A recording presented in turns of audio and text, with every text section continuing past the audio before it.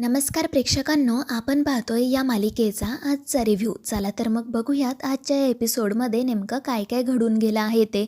तर पहिलाच सीन आपल्याला असा बघायला मिळतो की तारिणी रूममधून बाहेर निघून आलेली असते, परंतु तिला केदारचं जे काही बोलणं असतं ते सतत आठवत असतं आणि तिला त्याचा खूप त्रासही होत असतो. मग ती रडतच तिच्या मंगळसूत्राकडे पाहते आणि तेव्हा तिला आपल्या रेवाचे शब्द आठवतात. रेवाने हॉस्पिटलमध्ये तिला सांगितलेलं असतं की तारिणी, आता तू हे मंगळसूत्र फक्त मिशनपुरतं गळ्यात घालायचं नाहीये. हे मंगळसूत्र म्हणजे तुझ्या आणि केदारच्या नवीन नात्याची सुरुवात आहे. आणि मग ही रडतच मनाशी म्हणू लागते की केदारचं तर एका वेगळ्याच मुलीवर प्रेम आहे, मग आता मी हे मंगळसूत्र माझ्या गळ्यात कसं घालू. आणि त्याच वेळी तिला नेमका रेवाचा कॉल येतो. तारिणी तो कॉल रिसीव्ह करताना म्हणते की रेवा, तुला 100 वर्ष आयुष्य आहे. अगं, मी आता तुझाच विचार करत होते. तर इकडे आपली रेवा हसतच म्हणते की वा तारिणी, तू चक्क माझा विचार करत होती. मला तर वाटलं होतं आता तू केडी सोडून दुसऱ्या कोणाचाही विचार करणार नाही. आणि त्यावेळी तारिणी नाराज होत म्हणते की रेवा, बास ना आता, आपण हा विषय इथेच थांबवू. मला पुढे काही बोलायचं नाही आहे. त्यामुळे रेवा विचारते की तारिणी, काय झाले, मला खरं खरंच सांग बरं. पण तारिणी तिला लगेच काही सांगायला तयारच नसते. पण रेवा तिला समजावते आणि मग फायनली तारिणी तिला सांगायला सुरुवात करते. जे काही घडलेलं असतं ते तारिणी सगळं काही रेवाला सांगते आणि रडू लागते. आणि त्यामुळे इकडे रेवाला मात्र हसू येतं, कारण तिला हे कळून चुकलेलं असतं की केडी हे सगळं मुद्दाम करतोय, तारिणीची मजा घेतोय. आणि त्यामुळे ती हसतच म्हणते की तारिणी, रडूबाईसारखी काय रडतेस तू. तर तारिणी चिडून म्हणते, रेवा असं कसं बोलू शकतेस तू. इकडे माझ्या आयुष्यात किती मोठा प्रॉब्लेम झाला आहे आणि तू खुशाल हसतेय. मला वाटलं होतं की तू मला काहीतरी सोल्युशन सांगशील. अगं, तुला कळतंय का किती मोठा प्रॉब्लेम क्रिएट झाला आहे ते. मी माझ्या मनातील भावना केडीला सांगितल्या आणि आता तो म्हणतोय की मला माझ्या गर्लफ्रेंडने होकार दिलाय. मला ना खरंच आता खूप वाईट वाटते. मी उगाच माझ्या मनातील भावना त्याच्यासमोर व्यक्त केल्या. खरंच गोष्टी ना खूप कॉम्प्लिकेटेड झाल्यात. आणि त्यावेळी रेवा तिचं हसू कंट्रोल करत म्हणते की बॉस, तू ना आधी शांत हो आणि माझं म्हणणं ऐक. त्यावर तारिणीही डोळे पुसत हो म्हणते. आणि मग रेवा तिला विचारते की मला सांग, तुला माहिती आहे का केदारची ती कोण आहे ते. त्याने तुला तिचं नाव सांगितलं आहे का. तर तारिणी म्हणते नाही ना, तो काही सांगायला तयारच नाही आहे. आणि त्यावेळी रेवा म्हणते, अगं मग तू त्याच्याकडे हट्ट कर. हे बघ, त्याचं जरी तुझ्यावर प्रेम नसलं तरी तुमच्यातली मैत्री तर कायम आहे ना. मग त्याच मैत्रीच्या हक्काने तू त्याला सांग की मला तुझ्या मैत्रिणीला भेटायचं आहे. आणि हे ऐकून तारिणीसुद्धा म्हणू लागते की हो रेवा, तुझं अगदी बरोबर आहे. मी त्याची मैत्रीण आहे आणि त्या हक्काने तर मी त्याची गर्लफ्रेंड कोण आहे हे बघूच शकते ना. आणि त्यावर रेवा म्हणते, हो हो, तुला बघायलाच हवं. हे बघ, तू आता त्याची अजिबात पाठ सोडू नको. जोपर्यंत तो तुझी आणि तिची भेट घालून देत नाही ना, तोपर्यंत त्याला सतत म्हणत राहा की मला तिला भेटायचं आहे. आणि एकदा का तू तिला भेटलीस ना की मग मलासुद्धा तिचा फोटो पाठव बरं का. आणि त्यावर तारिणीही हो म्हणते आणि फोन ठेवून देते. तर इकडे रेवा हसतच म्हणत असते की केड्या, काय गेम खेळतोयस यार तू. मला माहिती आहे तू माझ्या मैत्रिणीची मजा घेतोय. पण यावेळी ना मी माझ्या बॉसच्या, माझ्या मैत्रिणीच्या बाजूनी आहे. बघ, आम्ही दोघी मिळून तुला कसं अडकवतो ते. तुला शेवटी तिच्या समोर जाऊन तिला प्रपोज करावंच लागेल. आणि मग ती पुढे काय करायचं याचा विचार करू लागते. तर दुसरीकडे आपल्याला असं बघायला मिळतं की केदार त्याच्या टीमसोबत बोलत असतो. इकडे जे काही घडलेलं असतं ते सगळं तो त्यांना सांगत असतो. आणि त्यावर ते लोक विचारत असतात की केडी सर, खरं खरं सांगा, तुम्ही जेव्हा बॉसला सांगितलं की तुमचं दुसऱ्या मुलीवर प्रेम आहे तेव्हा त्यांनी तुमचं अभिनंदन केलं. तर केडी म्हणतो, हो ना, मलासुद्धा खूप आश्चर्य वाटलं. आणि मग टेक्नो त्याला विचारतो की केडी सर, बॉस हे जे काही बोलत होत्या ते तुमच्या नजरेत बघून बोलत होत्या का. आणि त्यावेळी केडी म्हणतो, नाही ना, उलट ती काल माझ्यापासून नजर चोरत होती. आणि हे ऐकून इकडे हे चौघेजण हसू लागतात आणि म्हणू लागतात की केडी सर म्हणजे नक्कीच बॉसला जेलस वाटत असणार आणि त्या मुद्दाम तुमच्यासमोर हे सगळं बोलत असणार. म्हणजे आग आता दोन्ही बाजूंनी लागली आहे बरं का. पण केदारला काही कळत नाही. आणि मग टेक्नो त्याला म्हणू लागतो की केडी सर, आता ना तुम्ही हे सगळं असंच सुरू ठेवा. पण केडी म्हणतो, नाही, मला खूप भीती वाटते. तारिणी माझ्यावर खूप चिडली होती. मला तर असं वाटत होतं की मी उगाच तुमचं ऐकलं. तिला हे सांगायला हवं होतं की माझं तिच्यावरच प्रेम आहे. आणि त्यावेळी हे चौघेजण म्हणतात, नाही केडी सर, तुम्ही अशी घाई गडबड करू नका बरं.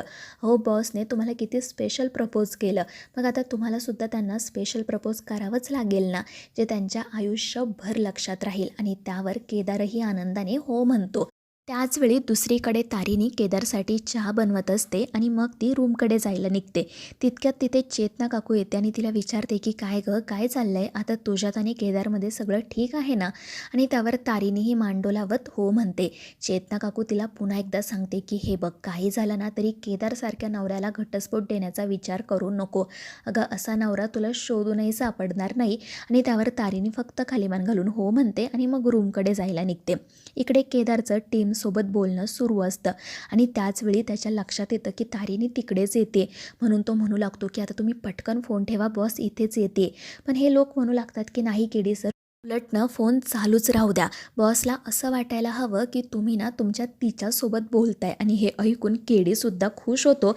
पण आता कसं बोलावं हे काही त्याला समजतच नसतं आणि म्हणून टेक्नो म्हणू लागतो की केडी सर, तुम्ही फक्त इतकंच करा की मी जे बोलतोय ना ते रिपीट करा, म्हणजे बॉसला असं वाटेल की तुम्ही तुमच्या गर्लफ्रेंडसोबत बोलताय. त्यावर केडीही हसतच हो म्हणतो. तोपर्यंत इकडे तारिणी दरवाजात येऊन थांबलेली असते आणि इकडे टेक्नोच्या सांगण्यावरून केदार उगाचच मोठमोठ्याने हसत असतो. आणि मग टेक्नो जे काही बोलेल तेच आपल्या केडी रिपीट करू लागतो, तेही अगदी मोठ्या आवाजात, जेणेकरून तारिणीला ते अगदी व्यवस्थित ऐकू जावं. इकडे टेक्नो म्हणत असतो की केडी सर, आता तुम्ही म्हणा की बेबी तू चहा नाश्ता केलास की नाही? त्यावर केदारही हसतच हो म्हणतो आणि आपल्या टेक्नोलाच विचारतो की बेबी तू चहा नाश्ता केलास की नाही? पण जेव्हा हे इकडे तारिणी ऐकते तेव्हा ती आश्चर्याने केदारकडे पाहूच लागते. केदार हे असं काहीतरी बोलत असेल याची तिला अपेक्षाच नसते. आणि इकडे टेक्नोच्या सांगण्यावरून केदार मात्र माझी सोनपापडी, माझी सोनुली, माझी बेबी असं काही बाई बोलत असतो आणि त्याचं जणू त्याच्या गर्लफ्रेंडवर खूप प्रेम आहे असं तारिणीला दाखवून देत असतो. आणि त्यामुळे तारिणी तर खूप चिडते, रागात त्याच्याकडे पाहू लागते. पण केदार असं दाखवतो की जणू त्याला काही फरक पडतच नाहीये. तो मुद्दाम तारिणीकडे दुर्लक्ष करतो आणि इकडे फोनवर बोलत राहतो. त्यामुळे तारिणी तर खूपच चिडते आणि तेथून निघून जाते. त्यामुळे केदारला हसू येतं. इकडे तारिणी मात्र वैतागून म्हणत असते, तर यापुढे ना मी रूममध्ये जाताना नॉक करूनच जाणार आहे, उगाच काही प्रॉब्लेम नको. कसा बोलत होता तो. पण त्याचवेळी तिच्यासमोर येतो तो युवराज आणि युवराज मुद्दाम तारिणीला म्हणू लागतो की काय गं तारिणी, तू घटस्फोटाचे पेपर्स फाडून फेकून का दिले? तुला असं वाटत होतं ना की जर आपण घटस्फोटाच्या पेपर्सवर सही केली तर मग आपल्या हातून ही सगळी प्रॉपर्टी जाईल, म्हणूनच तू ते फाडून फेकून दिले ना? आणि त्यावेळी तारिणी म्हणते की माझं जाऊ द्या, तुम्ही मला तुमचं सांगा. 4 दिवस आम्ही इथे नव्हतो तर तुम्ही काही गडबड तर केली नाही ना? आणि हे ऐकून तो युवराज थोडासा घाबरतो आणि विचारतो म्हणजे काय म्हणायचं आहे तुला? तर तारिणी म्हणते की हो, आता तुम्ही किती दिवस काम करत राहणार? कधीतरी मस्तपैकी आराम करावा, मित्रांना जाऊन भेटावं. आणि मग ते मुद्दाम गुलाबचा विषय काढते आणि गुलाबचं नाव ऐकता क्षणी इकडे युवराजला घाम फुटतो आणि तो काही न बोलताच तेथून निघून जातो. तर तारिणी म्हणत असते की युवराज, फक्त एकदा त्या गुलाबने तुझं नाव घेऊ दे रे, मग मी तुला सांगते मी काय करू शकते ते.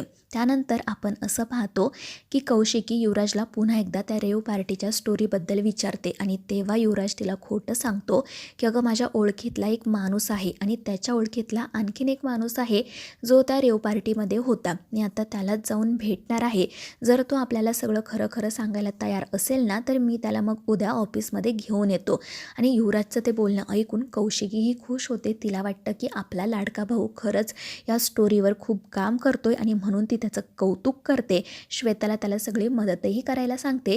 युवराज मात्र गालातल्या गालात हसत असतो आणि म्हणत असतो की आता बघ कौशिकी, मी जे सांगतोय त्यावर तुला कसा विश्वास ठेवावा लागतोय ते. त्यानंतर आपल्याला असं बघायला मिळतं की तारिणी थोड्या वेळाने पुन्हा रूममध्ये जाते आणि मग रेवाने सांगितल्याप्रमाणे ती केदारला म्हणू लागते की केडी, तुझी गर्लफ्रेंड नेमकी आहे तरी कोण? आणि तिचा असा प्रश्न ऐकून केदार घाबरतो आणि विचारतो की का गं बॉस, काय झालं? तू अचानक का विचारते? तर तारिणी म्हणते की अरे, मी तुझी मैत्रीण आहे ना, मग मला हे जाणून घेण्याचा हक्क आहे तुझी मैत्रीण नेमकी आहे तरी कोण? पण केदारला काही उत्तर देताच येत नाही. पण तारिणी काही हट्ट सोडायला तयार नसते. शेवटी तर ती असं म्हणते की हे बघ केडी, मला तुझ्या मैत्रिणीला भेटायचं आहे आणि जर का तू आमची भेट घालून नाही ना दिले तर मग मी असं समजेल की तुला माझी मैत्रीसुद्धा नको आहे. आणि हे ऐकून केदार तर खूपच घाबरतो. त्याला समजत नाही की आता काय करावं, कारण तो त्याच्याच खेळात अडकलेला असतो. आणि इकडे आपली तारिणी हट्ट सोडायला काही तयार नसते. ती म्हणत असते की मला तुझ्या गर्लफ्रेंडला भेटायचं करायचंच आहे आणि त्यामुळे शेवटी केदार म्हणतो की ठीक आहे, लवकरच मी तुमची भेट घालून देतो. त्यामुळे तारिणी खुश होते. केदारला मात्र समजत नाही की आता करावं तरी काय. तर मित्रांनो, आता या मालिकेच्या पुढील भागांमध्ये नेमकं काय काय घडणार आहे हे जाणून घेण्यासाठी आपल्या चॅनेलला सबस्क्राईब करा.